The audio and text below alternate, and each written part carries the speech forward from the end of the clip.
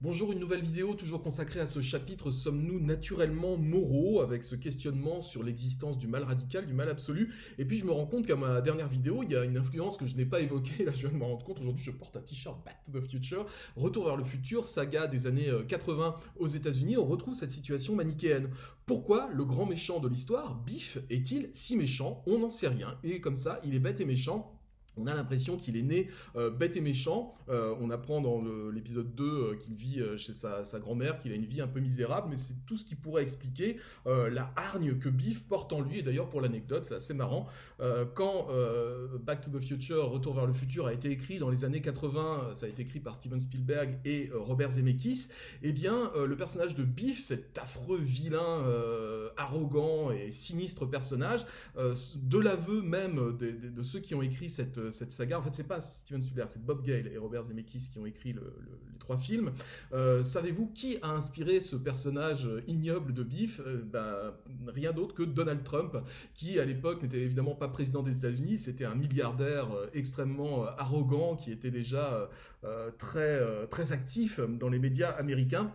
Et puis, quand vous revoyez effectivement la saga et surtout l'épisode 2 à l'aune de cette référence à Donald Trump, effectivement, tout s'explique. C'est vraiment quasiment le sosie de Donald Trump, surtout quand on le voit un petit peu plus vieux. Voilà. En tout cas, toutes ces sagas américaines qui nous plaisent énormément, qui sont rentrées dans la culture populaire, comme je le disais dans la précédente vidéo, sont très clairement inspirées de ce fameux manichéisme. Reprenons la lecture du cours. La culture judéo-chrétienne et celle de l'islam sont aussi imprégnées de conceptions du bien et du mal comme deux entités absolues. Et là, j'aurais dû mettre un grand B et un grand M à bien et mal. Dieu pour le bien et Satan ou Lucifer pour le mal. Ces deux principes radicaux absolus seraient présents partout sur Terre et constitueraient le droit chemin et la tentation, le blanc et le noir, le vrai et le faux, qui existeraient indépendamment des hommes. La question qui peut alors se poser est, le mal est-il relatif ou absolu? On a déjà vu me semble-t-il, le repère philosophique relatif absolu, vous me le redirez quand on sera en présentiel. S'il est absolu, est-ce que je perds ma capacité à bien agir, c'est-à-dire est-ce que notre fameux déterminisme revient, certains naissent bons, d'autres naissent méchants? Et s'il est relatif, où est mon libre arbitre? C'est-à-dire comment je fais pour m'orienter si toutes mes décisions entre le bien et le mal sont des décisions qui sont totalement relatives. Le libre arbitre, justement, on va en parler parce que si vous vous souvenez bien, dans le documentaire Le jeu de la mort, il y a un des candidats à un moment qui a une réaction au moment d'envoyer une décharge électrique au candidat Jean-Paul. Il dit, alors qu'il arrive vraiment dans les très grosses décharges électriques, vers les 400 volts, ce candidat, c'est un monsieur qui est chauve, qui a le crâne rasé et qui porte des lunettes, qui a un certain âge, il a à peu près mon âge, et il dit, alors le libre arbitre, on en fait quoi? On s'en fout. Cette fameuse notion de libre arbitre, effectivement, elle est très très présente. Le libre arbitre, on confond souvent ça avec la liberté, mais c'est un peu différent de la liberté. Quand vous êtes dans le cas de la liberté, vous avez le choix. Mais quand vous êtes dans le libre arbitre, c'est à vous d'inventer les valeurs. C'est là qu'est la grande différence entre liberté et libre arbitre. Le libre arbitre est la capacité de se déterminer soi-même spontanément et volontairement. Autrement dit, je n'ai aucun repère, aucune balise, je ne sais pas quoi faire, je n'ai pas la liberté de choisir entre ceci et cela, c'est à moi de donner les choix, c'est à moi d'inventer ce qui va se passer. Bossuet, l'écrivain Bossuet, XVIIe siècle, appelle cela le pouvoir d'être un commencement absolu. Chaque fois que je suis dans une situation de libre arbitre, c'est à moi de délimiter le bien et le mal. Rien n'est donné, aucun chemin n'est tracé à l'avance, et mon choix est un choix d'autant plus lourd, d'autant plus fort que, effectivement, il n'y a rien, il n'y a pas de chemin balisé sur lequel je pourrais ou je devrais m'orienter.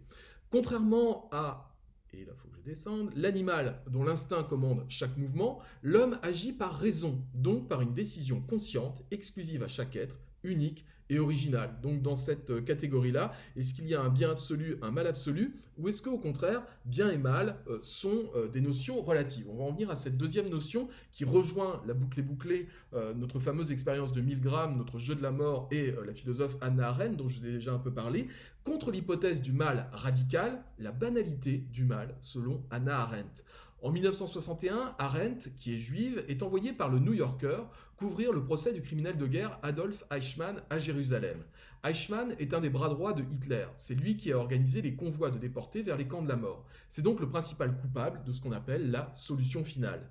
Contrairement à ce qu'on attend d'elle, et surtout la communauté juive de l'époque, Arendt ne décrit pas Eichmann comme un monstre sanguinaire ou comme un serial killer déséquilibré. Elle le décrit comme un petit fonctionnaire, borné, comme il en existe beaucoup en Allemagne. Et encore, pas seulement en Allemagne, partout dans le monde. Eichmann prétend n'avoir jamais fait que son devoir, avoir obéi aux ordres, et c'est tout. Il ne pense pas avoir les millions de morts juifs sur la conscience, car il se considère comme un rouage d'un système qui s'est contenté d'exécuter une petite partie.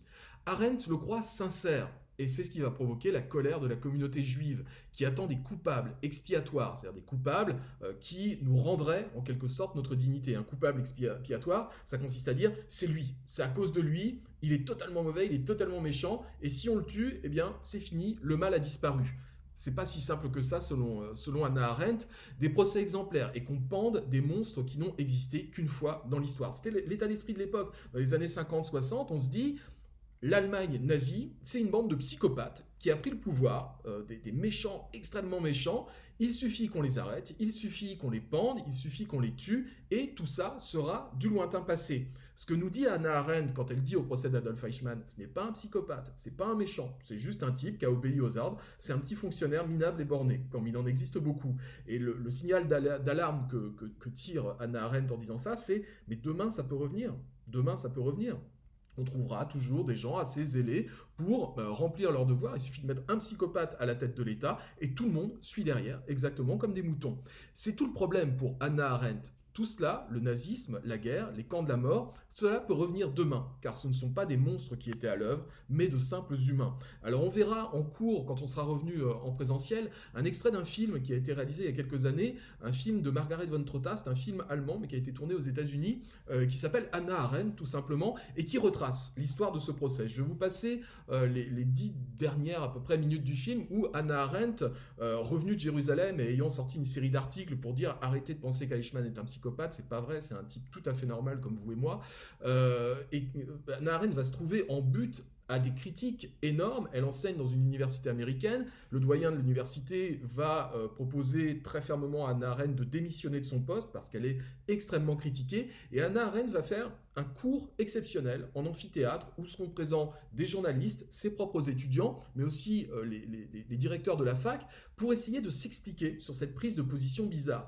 Et vous allez voir dans cet extrait que c'est très intéressant parce que Hannah Arendt a des mots très, très fort pour qualifier ce régime nazi, cette solution finale. Et surtout, elle prend un exemple qui était très gênant à l'époque, personne n'en parlait, c'est ce qu'on appelait les capots dans les camps de concentration. C'était des juifs, des détenus juifs qui aidaient les nazis à liquider les autres. Évidemment, cette question très gênante n'était jamais abordée à l'époque, c'est-à-dire qu'on disait non, non, ça n'a pas existé. Si, bien sûr que ça a existé. Il y avait aussi des détenus juifs qui étaient très zélés et qui étaient en mode si je tue les autres, si j'aide les nazis à tuer les autres, ça me fait un peu de survie en plus, donc j'agis pour moi, je sauve ma propre peau au détriment des autres, tant pis.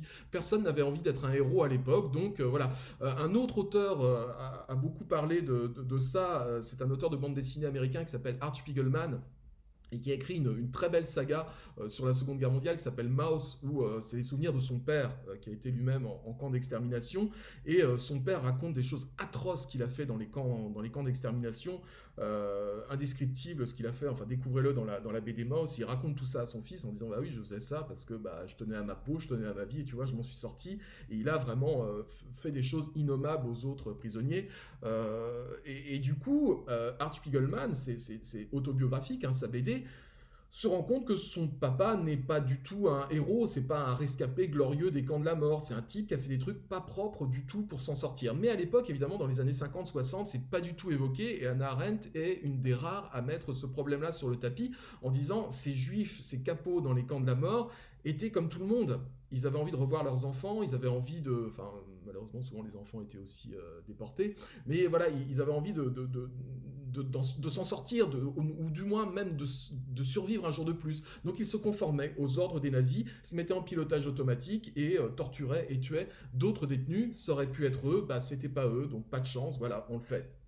Et donc, quand elle raconte tout ça, Hannah Arendt nous montre effectivement ce fameux état agentique qu'on a vu dans le documentaire Le jeu de la mort, cet état agentique, j'arrête de penser, je me mets en mode survie et je deviens l'obligé, le serviteur des ordres qu'on me donne, bête et discipliné, bête et méchant, tout est là. Donc, mais je spoil un petit peu trop l'extrait que je vais vous passer. Donc, pour Hannah Arendt, le mal n'est pas l'incarnation du diable ou l'arrivée dans notre monde de quelque chose de radical. Le mal est banal, ordinaire. Les êtres humains les plus modestes, les plus normaux, entre guillemets, je vérifie mon timing, les plus normaux peuvent commettre les pires atrocités.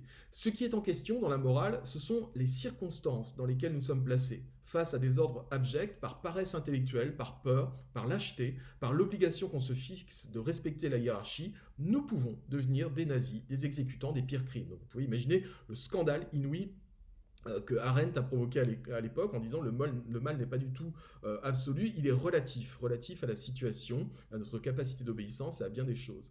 Question à propos du documentaire Le jeu de la mort, donc de Christophe Nick. Pourquoi les personnes qui participent au jeu vont-ils jusqu'au bout de la torture ? Je pense que c'est clair. Les candidats se placent en situation d'état agentique. Cet état d'esprit permet de ne plus se poser de questions, d'être le simple exécutant d'ordre, mais en se déchargeant de toute responsabilité. Réplique de la candidate. Vous savez, à un moment, il y a une candidate qui est un peu nunuche. Elle dit « Ah, mon pauvre Jean-Paul !» En souriant, elle fait un peu nunuche, mais bon, voilà, c'est une femme comme vous et moi. Et donc, j'ai relevé exactement sa réplique. À un moment, elle pousse la manette. Elle est en train d'envoyer des décharges énormes à Jean-Paul. Et elle dit « Je suis désolé, c'est involontaire, je ne sais pas ce que je fais. » Façon facile, habile de se décharger de toute responsabilité. Je suis désolé, donc je me suis excusé, donc c'est bon, je peux le tuer.